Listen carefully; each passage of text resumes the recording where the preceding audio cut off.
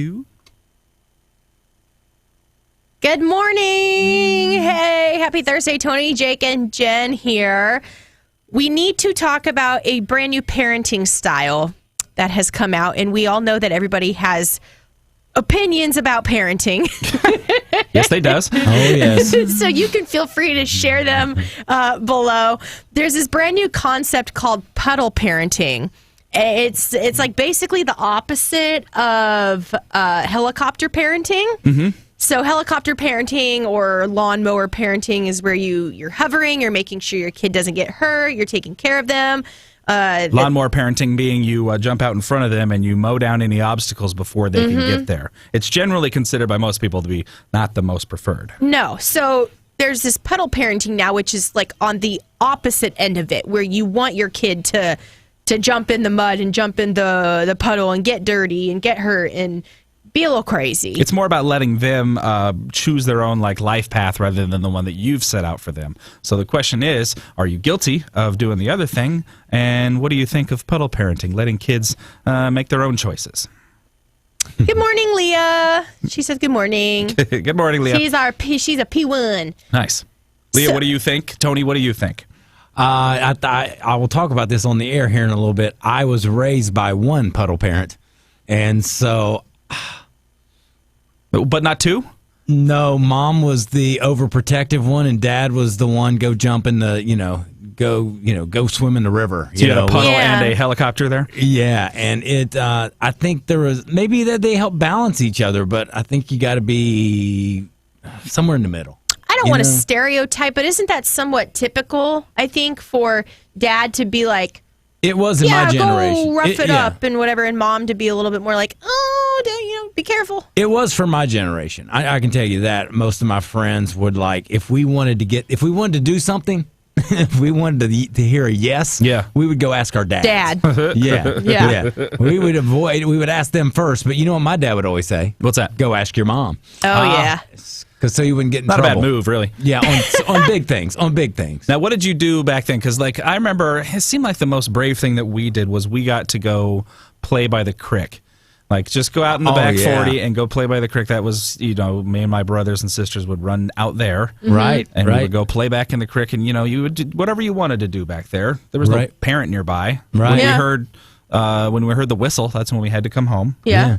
I wanted a motorcycle, and my mom was totally against that, and my dad was like, "Yeah, got me a motorcycle. Right. Let him have some fun, let some danger into his life." And it was a big motorcycle. I mean, danger was there, but survived. Sure.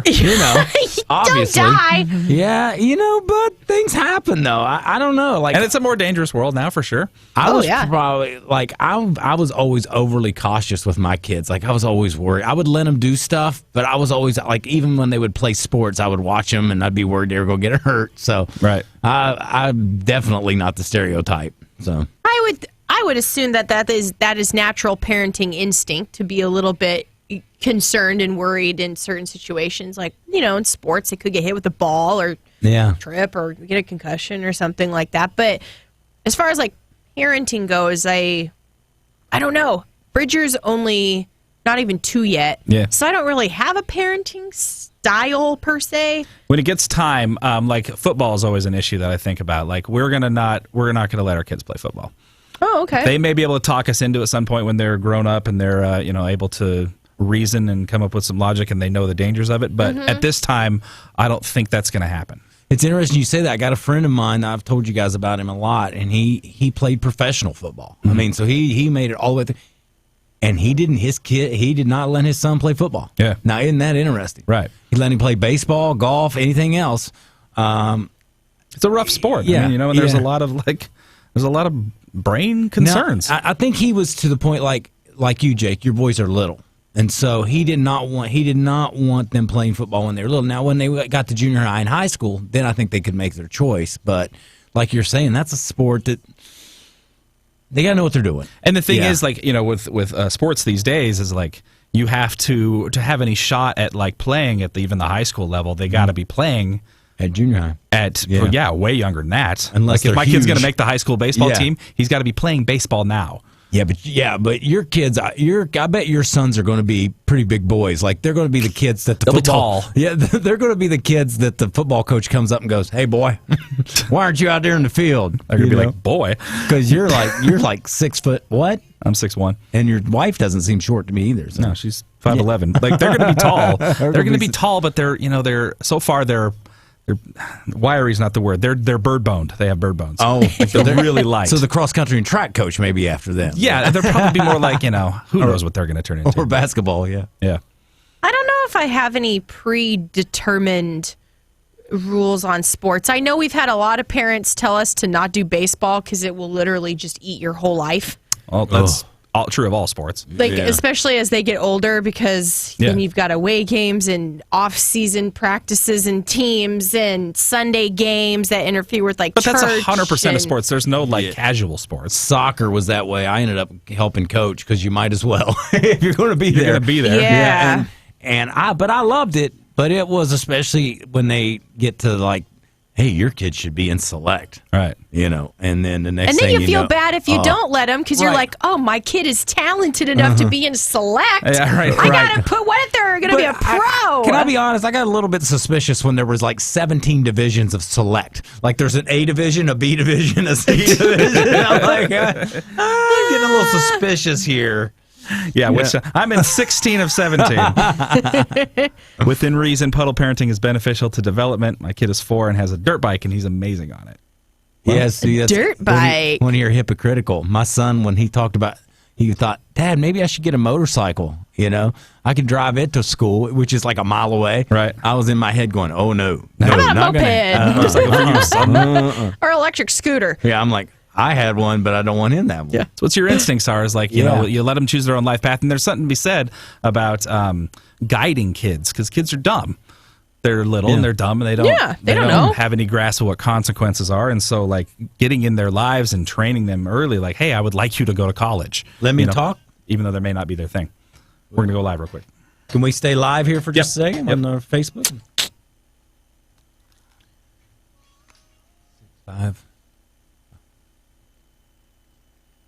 Coming up next, going to teach you a new parenting term called Puddle Parenting. It's not like helicopter or lawnmower. It's kind of the opposite of that. Yeah, we'll tell you next. So obviously we got to run in just a couple minutes, but we'd love for you to join the conversation. Anything else coming in, Jen?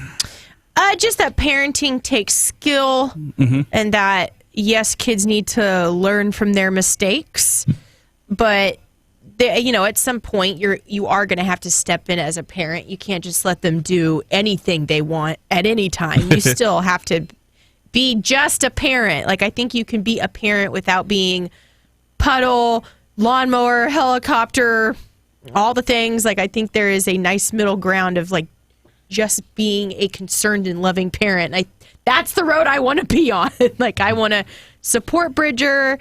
And I want him to try new things, and I also want him to get hurt a little bit so he can figure out how to do his own problem solving and his own, get himself out of situations. I don't want to rescue him from everything, but I also don't want to be an absent parent and make him feel like he's got to do everything by himself. There's nice middle road is what I'm going for. The only thing you don't want him to do is that TikTok challenge where you take the penny and you put it in the thing they're doing right now where they put it in the charging outlet. Oh, yeah. What Don't is let them do that. Yeah. That's it's stupid. It's like a, Oh, see if TikTok. they can handle getting shocked. Yeah, right. I sound like such a boomer. I don't even know how to get on TikTok. Well, me either, but I'm sure our I kids have know the news.